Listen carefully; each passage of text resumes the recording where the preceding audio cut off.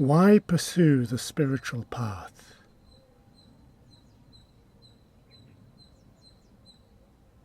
Many people live their whole life without ever delving into spirituality. So why bother? Is it really needed? Is it necessary?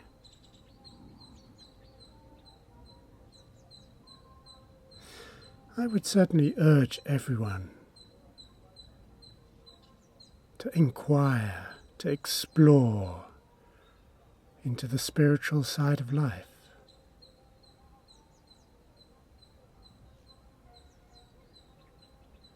Different people do this for different reasons.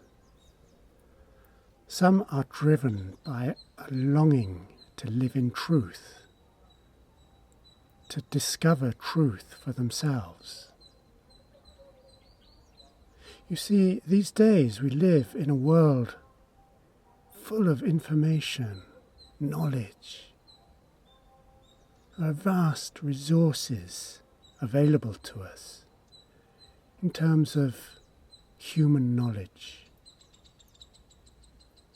Many of us have long educations where we are taught millions of things, and we fill up on this knowledge, which is very useful.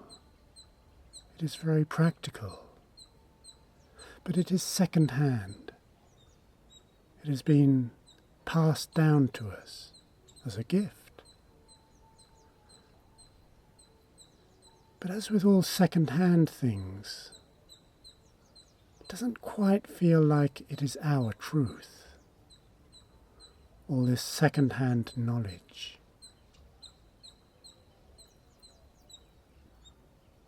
And so some of us are driven to find a truth that is our own truth,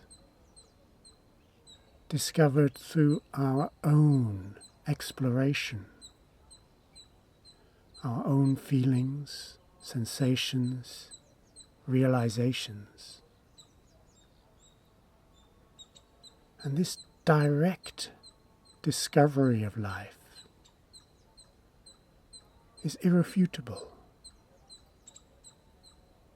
It might not accord with anything anyone else has ever experienced, but that is not the point. The point is to have a direct meeting with life for oneself. And that very directness is what gives the feeling of truth in a way that we will never know if we live merely with what has been passed down to us. So this yearning to live in truth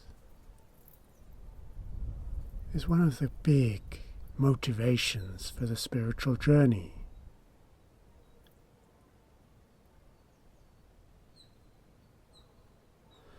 Others come to it for a different reason.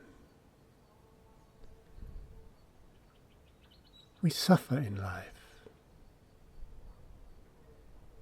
in 1,001 different ways. We suffer, and sometimes this suffering becomes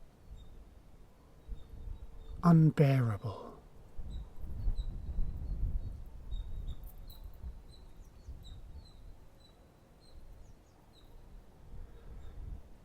And that intensity of suffering can lead to a deep feeling of there must be a better way to live. There must be something going on here that I haven't understood. Why do I suffer so?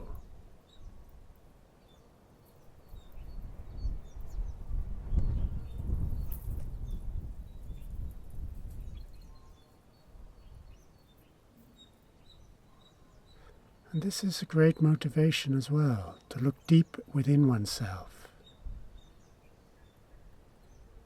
to really understand the whole of one's psychological world. And a lot of that work is psychological.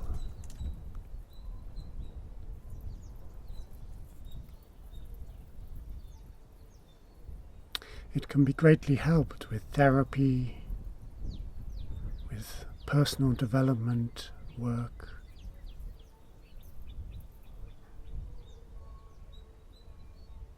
But sooner or later, this psychological approach,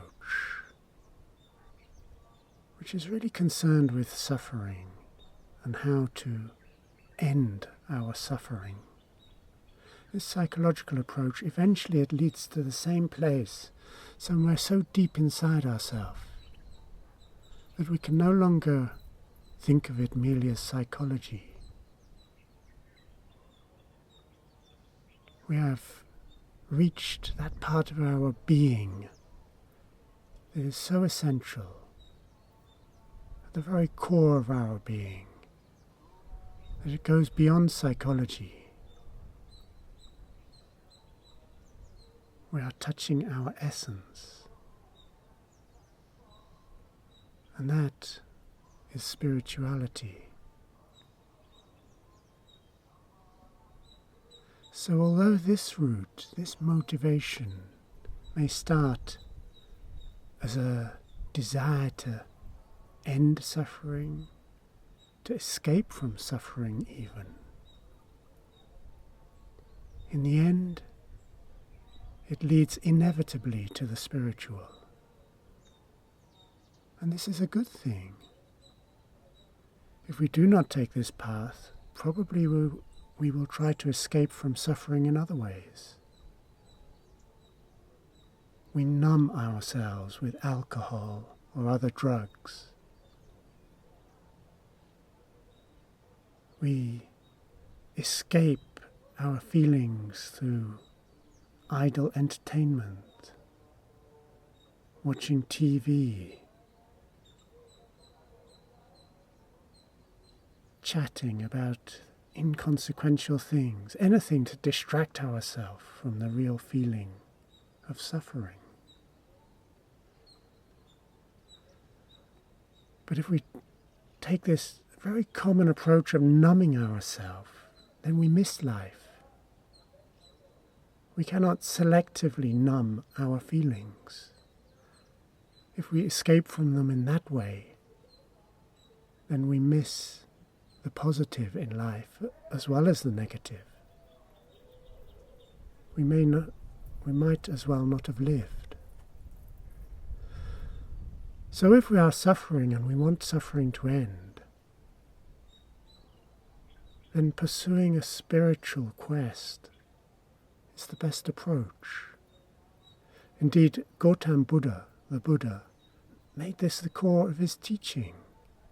There is suffering, he said. And there's a cause to the suffering.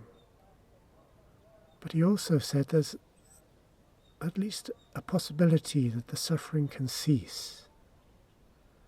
And he laid out a path, a route, to lead to that cessation of suffering. So for a long time this has been one of the approaches to spirituality. But there is a third motivation. As well as these two I have mentioned, of seeking the truth, or of wishing to end suffering. And the third is most mysterious. It is encapsulated in a phrase that has been used for centuries.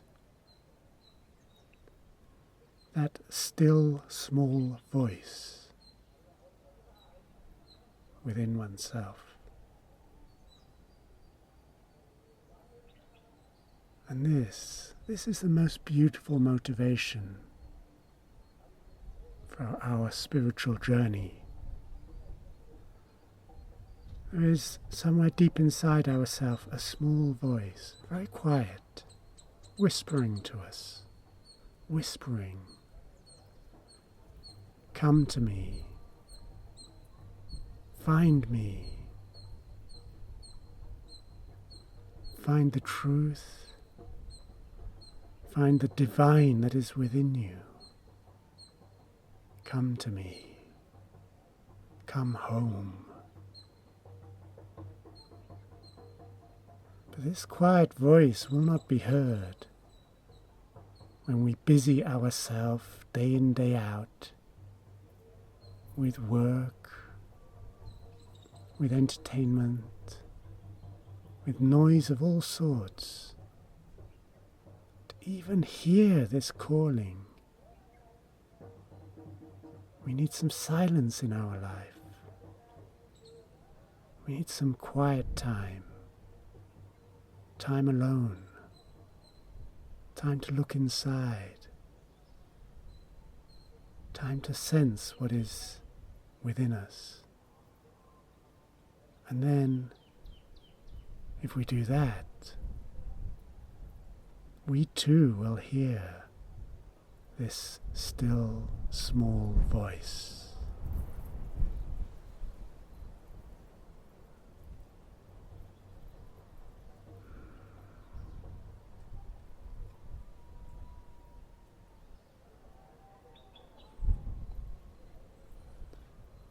Here I've talked about 3 of the motivations for the spiritual journey. If you feel curious, I encourage you, look within, seek the truth, your own truth. See if it is possible for the psychological suffering to end. And above all, find that still small voice within yourself and follow it. Follow it. You can find more, hopefully inspirational talks on my website, abeing.org. Namaste.